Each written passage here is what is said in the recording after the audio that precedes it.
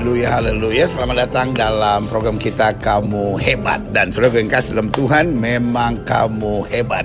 Kita hebat bukan karena hal-hal dahsyat dalam hidup kita, tapi kita hebat karena kasih Tuhan, anugerah Tuhan, berkat Tuhan yang luar biasa. Dan bersama dengan saya hari ini ada orang hebat yang Tuhan pakai dengan caranya yang ajaib. Seorang yang quite masih muda, ya kan, terkenal dengan nama Ko Philip, ya kan, Philip Mantova. Kita jumpai, haleluya. Philip, haleluya. Dan puji Tuhan, beliau dipercayakan Tuhan untuk menjadi gembala. Jadi Pastor Philip, banyak orang pengen tahu bagaimana kesaksian dipilih oleh Tuhan. Pemilihan Tuhan itu pasti go back way far behind us. Pada waktu sebelum lahir, Tuhan pasti sudah memandang kita seperti bayi Musa.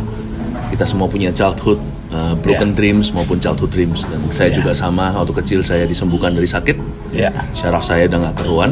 Tapi kan banyak orang pikir hanya orang-orang hebat yang bisa dipakai Tuhan. Hanya orang pintar, hanya orang bersih, hanya orang benar, hanya orang baik. Nah, bagaimana? Nah, itu mitosnya. Mitosnya itu semua pengalaman hidup tidak otomatis membuat kita dipakai Tuhan. Saya disembuhkan Tuhan, semuanya adalah supaya saya kenal Tuhan. Sakit apa waktu itu? Saya sakit syaraf saya, jadi hampir masuk sekolah luar biasa. Kaki saya harus pakai sepatu polio itu. Dan juga tubuh saya, terutama tulang-tulang saya banyak yang bengkok-bengkok, nggak lurus. Lalu disembuhkan Tuhan waktu di Taiwan secara ajaib. Perjalanan ke sekolah tiba-tiba disetrum dari sorga, tidak ada mendung, tidak ada hujan. Setrum itu selama naik turun tubuh saya selama berapa menit. Usia berapa waktu Umur itu? 6 tahun. Wow. Tapi setelah itu bukan berarti saya bertobat. Semua tulang saya lurus. Sisa satu ini yang tadi, yang middle finger ini. Oh, untuk kenang-kenangan. Untuk kenang-kenangan. Lalu saya bisa berjalan dan tidak jadi masuk sekolah kebutuhan khusus. Jadi pintar dalam matematika, bahasa dan sebagainya. Tapi itu nggak otomatis membuat saya terima Tuhan. Baru 12 tahun kemudian saya merespon panggilan itu. Tapi saya tahu bahwa sejak kecil Tuhan baik dalam kehidupan saya. Saya pernah mendapat satu penglihatan pada waktu saya mau tidur. Mama saya kira saya akan dapat step lagi nih. Jadilah saya ditepuk di pipi saya. Bangun Philip, bangun Philip. Karena saya melihat ada satu batu besar. Dia ke arah saya seperti mau menindih saya. Tapi saya nggak takut. Saya rasa damai sejahtera. Nanti saya baru ngerti itu batu karang yang teguh. Bukannya aku lagi yang hidup, tapi Kristus hidup dalamku. Tapi tunggu 12 tahun kemudian saya baru meresponi Tuhan setelah nakal sejagat raya, berkelahi, berantem sama orang. Jadi bukan orang baik atau orang jahat yang dipakai Tuhan, tapi orang yang meresponi panggilan. Wow, saudara gue yang kasih dalam Tuhan, kamu hebat. Persoalannya respons atau tidak, ya kan? Nah, lalu ada banyak orang berkata kalau melayani Tuhan, sebagian yang bilang pokoknya penderitaan. Sebagian bilang, oh enggak, kalau melayani Tuhan itu berkat, berkelimpahan. Bagaimana pandangan Pastor Philip? Tuhan itu Allah yang pribadi. Relationship atau hubungan dengan Tuhan itu nyata. Sama dengan kita sama papa mama atau kita sama anak-anak kita. Gak ada hubungan itu yang sweet-sweet melulu. Pasti ada sournya juga, pasti ada pahitnya, bitter sweet. Jadi semua itu sudah satu paket. Yang penting kita jalan dengan Kristus setiap hari, dalam suka dan duka seperti orang nikah. Waktu duka jangan tinggalkan dia. Terima dia apa adanya, terima apa adanya yang dia berikan pada kita. Jangan mengeluh Tuhan sudah terlalu baik dalam hidup kita. Kalau suka jangan lupa nama dia.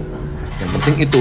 Jadi bukan penderitaan melulu. Berarti orang itu sekarang kan ada teologi salib kan istilahnya, yang mengkritik apa itu gereja-gereja diberkati, pendeta-pendeta melayani, bilang ada mujizat, ada kuasa Tuhan. Nah, bagaimana? Ya, kalau kita hanya menerima teologi salib, maka kita harus lupakan, jangan rayakan Paskah, jangan rayakan kebangkitan maksudnya.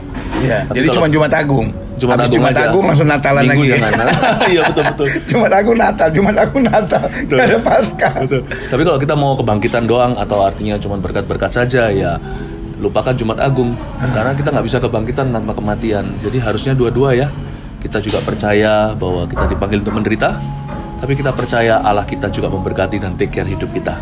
Haleluya. Belajar senang gitu kalau lihat orang lain diberkati. Dan kalau lihat orang lain menderita, jangan gaya. Kita ikut menangis bersama dengan mereka. Nah, ini yang seru nih, ini yang seru. Karena ada banyak orang kan pikirnya, ya itu orang diberkati, gerejanya maju, oh itu pasti tukang penjilat, oh itu teologi apa kemakmuran. Orang yang ngomong gitu iri hati. Oh, ada teologi baru namanya teologi iri hati, saudara ya. Jadi bukan teologi kemakmuran, ini kadang-kadang teologi iri hati, saudara ya kan. Nah, Lalu bagaimana Pastor Philip menghadapi semuanya ini? Yang seperti Pastor Philip tadi bilang bahwa kita harus senang lihat orang lain senang, lihat orang lain maju, dan kita juga harus bersama dengan orang-orang yang susah. Jadi orang Kristen itu harus baik hati. Gitu aja lah bahasa gamblangnya, simpelnya. Jadi kalau kita melihat orang lain makmur, jangan kita tuduh itu teologi kemakmuran, kecuali kalau memang itu saja yang dia gembar-gemborkan. Tapi kita juga harus fair juga, lihat orang itu pasti ada bayar harganya. Kalau kita lihat orang lain dipromosikan oleh Tuhan, orang lain punya good luck dan sebagainya, bersikaplah seolah-olah kita yang mengalami itu, dan seneng gitu loh lihat orang lain itu dipakai Tuhan, lihat orang lain itu diberkati, dipromosi. Itu saya sendiri melatih hati saya untuk seneng. Nah kalau saya bisa seneng gitu berarti saya menyenangkan, bukan hanya bagi Tuhan, bagi orang lain. Biasanya orang begitu juga akhirnya akan dipromosikan oleh Tuhan. Kalau kita punya hati sedemikian rupa, kita akan mudah menerima kemurahan. Nah kalau lihat orang lain menderita, kita jangan berkata, oh di sana ini, lihat ini, jangan sampai kita gloating over people who suffer. Jangan sampai kita itu bergaya-gaya. Buat saya membutuhkan hati yang busuk untuk bisa menertawakan orang, merendahkan orang di tengah kesusahannya. Betul. Dan lalu kita tuduh mereka kurang iman. Nah itu salah. Kita tuduh mereka kurang percaya. Kamu jangan begitu. Ikut Tuhan tuh berkat, kurang sensitif, kurang peka. Kalau orang lagi susah, jangan bicara berkat sama dia. Nangis dulu sama dia. Dan sedapat mungkin tolong. Tolong dia, jangan hakimin dia. Kamu begini karena dosa. Iya, kadang-kadang. Tapi kalau dia lagi menderita karena apa? Kadang-kadang nggak semua penderitaan karena dosa juga kan? Nggak semua. Tapi kalau kita lihat orang menderita, kadang-kadang kita langsung comparisonnya kita. Lihat nih, aku diberkati. Kamu sakit, aku healthy. Jangan begitu. Setiap orang punya susah sendiri.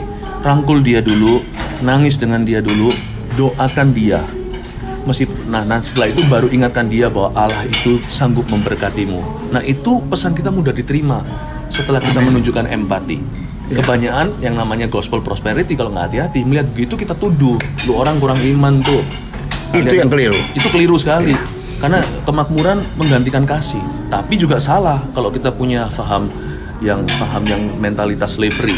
Orang lain diberkati, itu kemakmuran doang dan sebagainya. Jangan pernah hapuskan fakta bahwa orang-orang seperti ini mungkin mereka sah untuk diberkati karena mereka bayar harganya. Belajarlah bahagia, happy. Nanti siapa tahu kondisi kita sendiri diangkat oleh Tuhan. Amin. Nah, saya seringkali menyebut ada orang-orang yang menjual, namanya teologi yang menjual penderitaan. Jadi dalam khotbahnya dia terus yang dia jual istilahnya, oh hidup terus menderita, saya nih saudara menderita, saya ini. Nah saya khawatir itu namanya teologi yang menjual penderitaan. Bagaimana pandangan Pastor Philip? Saya rasa di dalam teologi juga ada dua macam. Satunya lagi kapitalisme, satu lagi komunisme. Dua-dua bukanlah kerajaan Allah. Kadang-kadang kita melihat yang menderita apakah lebih rohani? Oh enggak juga. Itu semua kan tergantung motivasi. Jadi ada orang yang sudah melayani, menderita, matinya masuk neraka lagi. Iya bisa juga. karena terlalu banyak mengeluh, jangan terlalu banyak menjual penderitaannya. Orang miskin yang jahat juga banyak, orang kaya yang jahat juga banyak. Jadi jangan anti orang miskin atau orang kaya. Kasih semua orang secara rata. Amin. Kasih mereka. Kasih dengan kasih Yesus yang realistis dalam kehidupan mereka. Iya. Ada sesuatu yang menarik juga waktu kita berbincang-bincang dengan Pastor Philip, yaitu Pastor Philip dapat bakat luar biasa melukis. Dan itu bukan bakat dari lahir dan bukan juga dipelajari. Bagaimana ini? Bakat yang kita percayai dan ini memang ilmiah, yaitu diturunkan saat kita dilahirkan dari kandungan mama. Dan memang saya percaya, tapi kita sebagai umat yang supranatural pilihan Tuhan, kita percaya kelahiran baru. Nikodemus tidak bisa masuk akal kan, dia bilang mana mungkin saya masuk ke dalam rahim ibu. Tapi bakat lahir baru itu powerful sekali. Bahkan saya percaya lebih powerful daripada kelahiran pertama. Jadi Tuhan bisa sertakan bakat-bakat baru ketika kita lahir baru. Atau ketika kita jalan dengan Kristus setiap hari, kita bisa minta. Kalau kita disuruh minta, ketuk, cari, berarti kan sesuatu yang kita belum punya. Amin. Kenapa nggak minta bakat? Kenapa minta ikan? Minta aja kemampuan untuk memancing ikan. Itu pun sebuah bakat. Berapa orang mancing ikan setelah dia usia tua? Nah, melukis juga sama. Saya rasa kita bisa minta talenta, asal kita ngerti purpose-nya. Tujuan saya jelas. Talenta melukis ini akan komplement talenta berkhotbah saya atau memimpin. Karena saya seorang pemimpi, melihat visual, dan saya ingin menuangkan dalam kanvas ilustrasi-ilustrasi apa yang saya dapatkan, kebenaran dan sebagainya. Saya rasa itu bisa menjadi suatu pelengkap yang luar biasa. Saya sih nggak minta semua talenta, nggak ada waktu, hidup ini singkat. Mintalah pada Tuhan bakat atau pelajari ilmu yang baru, yang berguna, yang sinergi dengan kemampuan atau keahlian utamamu. Bukan untuk jago-jago istilahnya. Bukan. Nah dari situ nanti Tuhan mau bawa lebih lanjut ke arah apa dan sebagainya, itu bonus dari Tuhan. Amin. Jadi sekarang Tuhan berkati dengan banyak lukisan-lukisan. Lukisan, ya. Sudah berapa lukisan yang di... Nah itu saya, kalau nggak salah sudah sekitar 60 lukisan yang pernah saya lukis. Dan rata-rata bertema dari mimpi-mimpi ini? Semua kebanyakan dari mimpi, tapi yang pasti dari Alkitab. Artinya setiap lukisan itu berkhotbah. Jadi yang saya nggak mau hanya berkhotbah dengan mulut saya mau khotbah dengan jari saya. Jari yang bengkok ini loh. Oh, lihat, saudara kasih dalam Tuhan, saya ngerti sebagai saudara berkata, aneh-aneh, masa ada bakat setelah tua. Saudara gue kasih dalam Tuhan, yang berbicara adalah orang yang mengalami. Yang berbicara nyerang sini biasanya nggak dapat apa-apa, karena belum apa-apa udah nyerang dulu gitu ya kan. Jadi ada satu pandangan yang sangat menarik bahwa kita bisa dapat karunia, bakat dari kelahiran, apalagi kelahiran kembali. Dan rekan kita Pastor Philip mengalaminya dan jadi berkat buat banyak orang dengan purpose ilahi. Jadi setiap saudara bisa memilikinya juga, asal tadi dijelaskan ada doa dan ada hubungan dan ada purpose ilahi dalam kehidupan kita. Nah, Pastor Philip, sebelum kita berpisah untuk program Kamu Hebat ini, apa pesan-pesan Pastor Philip buat orang-orang muda atau setiap mereka yang menyaksikan program ini? Simpel aja, kasihlah Tuhan dengan segenap hatimu, kasihlah sesamamu seperti dirimu sendiri. From there, dari situ launching dari sana itu luar biasa menuju kepada perkara-perkara Allah. Udah gitu aja, jangan minta lebih, minta aja hati yang mengasihi. Setelah itu selebihnya dari Tuhan akan mengejutkanmu. What God can do. God bless you. Haleluya. Dan saudara yang kasih dalam Tuhan, itu yang saya bilang, orang-orang hebat itu nggak pernah ribet, saudara. Lu nggak pernah hebat-hebat karena ribet, saudara. Ya kan, saya mesti begini, saya mesti begini. Mulai hari ini simple aja, saudara. Imani bahwa kita adalah orang-orang hebat karena Tuhan sudah membimbing kita, menguatkan kita, menyempurnakan kita. Jadi saudara yang kasih dalam Tuhan, urusan yang ribet-ribet, Yesus bilang, serahkan kekhawatiranmu kepadaku. Tugas kita mengasihi Tuhan, mengasihi sesama, hati penuh kasih, maka hal-hal yang dahsyat akan terus terjadi. Sekali lagi, kamu hebat.